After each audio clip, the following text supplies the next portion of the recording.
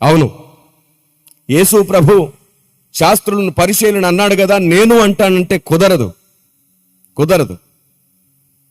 యేసు ప్రభు వారిని అనడానికి ఆయన స్థాయి, ఆయన అంతస్తు సరిపోతుంది. నువ్వు కూడా ఎవరినైనా అనాలి అంటే దాన్ని ఖచ్చితంగా గుర్తుంచుకోవలసిన 3 విధానాలు ఉన్నాయి.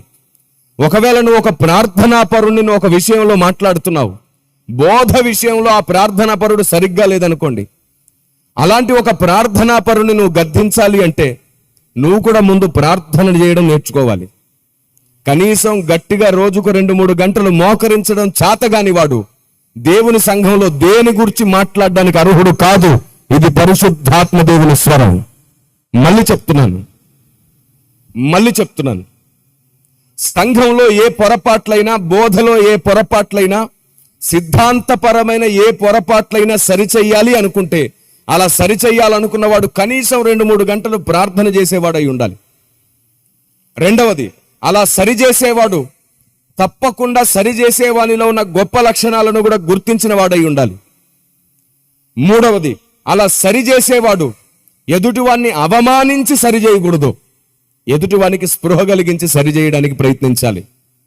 నాలుగవది, అలా సరిచేయాలనుకునే వ్యక్తి సువార్త భారము కలిగిన వాడై ఉండాలి. కనీసం ఒక రోజుకి 2-3కైనా సువార్త చెప్పే మనసు ఉండాలి. ఇలాంటి మంచి లక్షణాలు లేకుండా నీకు తప్పనిపించిన ప్రతి దాన్ని సరిచేయడానికి ముందుకొస్తే నీ కంట్లో దూలం ఉందని గుర్తుంచుకో. ఎదుటివాని కంట్లో నలుసు మాత్రం చూస్తున్నావు. మీకు తెలుసా, పరిచర్యలు నానా విధములు. అందరూ ఒకేలాంటి పరిచర్య చేయలేరు. మొదటి విషయం, అందరూ ఖచ్చితంగా లేఖనాన్ని ఒకేలాగా నెరవేర్చలేరు. మూడవది, సత్యబోధ అపోస్తలుల పునాది విషయంలో అందరికీ ఒకే రకమైన అవగాహన కూడా లేదు. అందరూ ఖచ్చితంగా పునాది మీదే ఉండరు కూడా. అవును, దీన్ని మనం అర్థం చేసుకుంటే ఎవరికి ఎంత చెప్పాలో, ఎలా చెప్పాలో కూడా అర్థమవుతుంది. ఇది పరిశుద్ధాత్మ దేవుని ఉద్దేశం. మనందరికంటే ఎక్కువ బాధ్యత పరిశుద్ధాత్మునికే ఉంది. మీలో యోగ్యులెవరో కనబడు నిమిత్తం భిన్నాభిప్రాయములు ఉండక మానదు అన్నాడు ఆయన. మనం నిజంగా యోగ్యులమైతే భిన్నాభిప్రాయాలను కూడా అర్థం చేసుకోగలిగే శక్తి వస్తుంది. మనకు యోగ్యత లేదనుకోండి, ప్రతి చిన్నదాన్ని అపార్థం చేస్తాం, ప్రతి దాన్ని తప్పుపడతాం. ఉదాహరణకి, ఇటీవలి కాలంలో ఒక సేవకుడు, ఆరాధికుడు అనేక మంది యవ్వనస్తులను బలమైన ఆరాధనలో నడిపిస్తున్నవాడు. అతనికి సిద్ధాంతమును గుర్చిన అవగాహన లేదు. అతను కేవలం బుద్ధివాక్యమును బోధించి ప్రజల్ని బలపరుస్తాడు. సిద్ధాంతపరమైన అవగాహన కోసం దేవుణ్ణి బతిమాలుతుండవచ్చు. కేవలం స్తుతి ఆరాధన. వింటున్నారా? చాలా విలువైన విషయం చెప్తున్నాను. మీకు సంబంధించినవి ఏమైనా ఉంటే సభ తర్వాత మాట్లాడుకోండి. ఎందుకంటే ఇంత ఖర్చు దేవుడు మీతో మాట్లాడడానికే. సమాజంలో చాలా మందికి అవగాహన లేక భక్తులను కూడా తూలనాడి, తొందరపడి, ఆవేశపడి, అవమానించి ఇలాంటి వ్యవహారం ఈరోజు క్రైస్తవ సమాజంలో కొనసాగుతుంది. పరిశుద్ధాత్మ దేవుడు దీని గురించి నీతో మాట్లాడుతున్నాడు. లైవ్ లో వింటున్న వారు కూడా కొందరు తొందరపడి, ఆవేశపడి కామెంట్స్ పెడుతున్న వాళ్ళు ఉంటారు. అలాంటి వారిని పట్టించుకొని నిన్ను నువ్వు భ్రష్టుడిగా మార్చుకోకు. ఈరోజు దేవుడు నీతో మాట్లాడే విషయాన్ని మాత్రమే దృష్టి పెట్టు. వ్యర్థులకు సంగతి పూర్తిగా వినకుండానే తొందరపడే స్వభావం ఎక్కువ.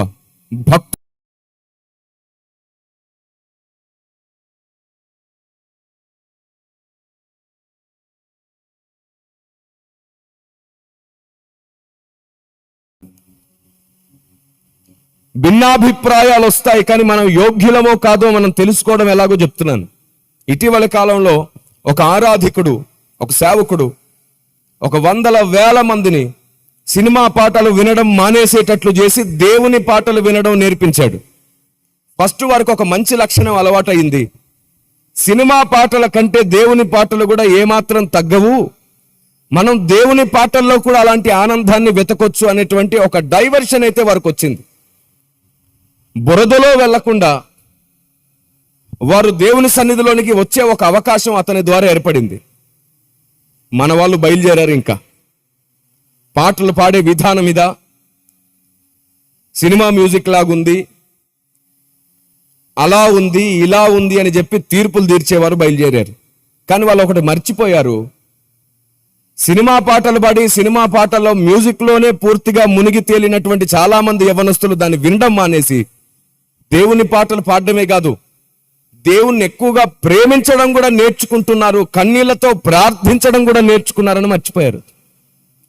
పైకి కనబడుతున్న పొరపాటును మాత్రమే టార్గెట్ చేశారు, కానీ లోలోన జరుగుతున్నటువంటి ఫలితాన్ని చూడలేకపోయారు.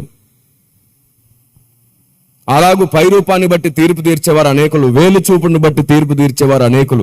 అలాంటి స్వభావం ఒకవేళ మీలో ఇక్కడున్న వారిలో ఉంటే గుర్తుంచుకోండి, మీ దినములు ఈ ముగింపు దినాలలో త్వరగానే ముగియబోతున్నాయి. మీకు తెలుసా, సంఘం త్వరగా సిద్ధపడాలి. ఎప్పుడు ఇంకొకరిని గూర్చి మాట్లాడేవారు ఈ భూమి మీద సాతాను చేత నడపబడబోతున్నారు, ఈడ్చబడబోతున్నారు. వారి ద్వారా అభ్యంతరాలు, శ్రమలు ఎక్కువగా కలుగుతాయి. కాబట్టి ఎవని వలన అభ్యంతరం కలుగున వానికే శ్రమ.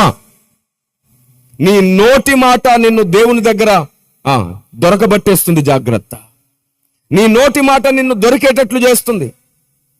నీ తొందరపాటు స్వభావం, తొందరపాటు ఆలోచన నిన్ను దేవుని దగ్గర చిక్కించుకునేటట్లు చేస్తుంది. నీ మాటలతో నీవే చిక్కుపోతున్నావు, చిక్కుల్లో పడిపోతున్నావు.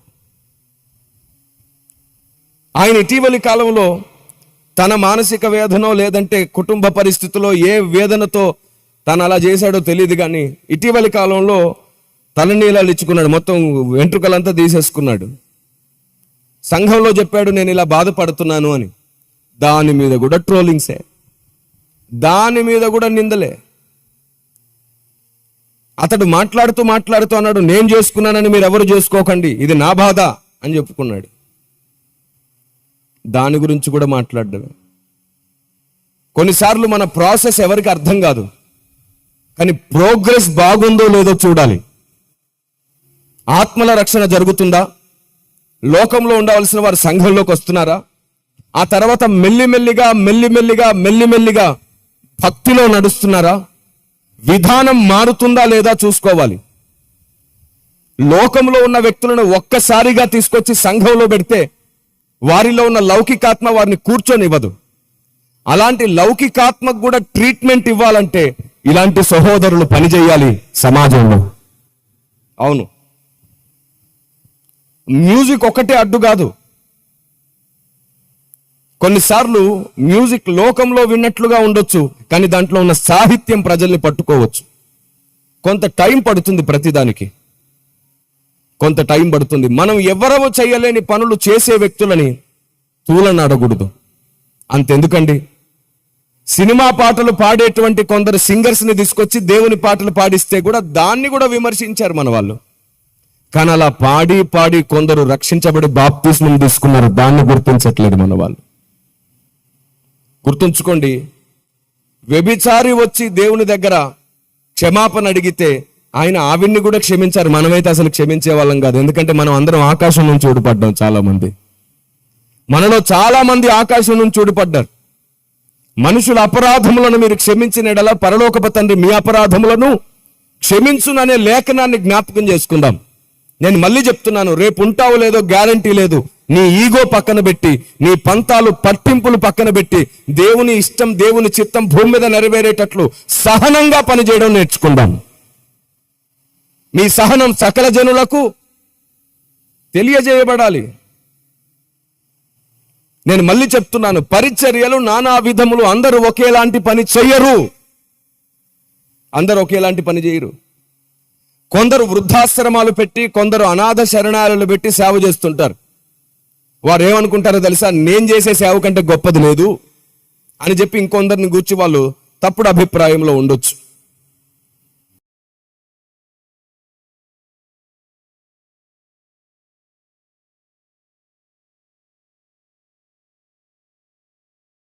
తాను చేసే పని కంటే గొప్పది ఏదీ లేదనే భావనలో ఉంటే తప్పకుండా మనలో ఇంకొక లూసిఫర్ లోపట స్వభావంలో పుడుతున్నట్లే. లూసిఫర్లో ఉన్నది గర్వం, నేను చేసేదానికంటే గొప్పది లేదు అని. కానీ భక్తులలో ఉండేది ఏమిటంటే నేను చేసేదే కాదు, నేను నేర్చుకునేది కూడా చాలా ఉన్నాయి అనేది భక్తుల లక్షణం. అందుకే నేనేమంటానంటే ప్రతిరోజు నేర్చుకుందాం, ప్రతిరోజు మార్చుకుందాం, మనం భక్తులమైపోతాం.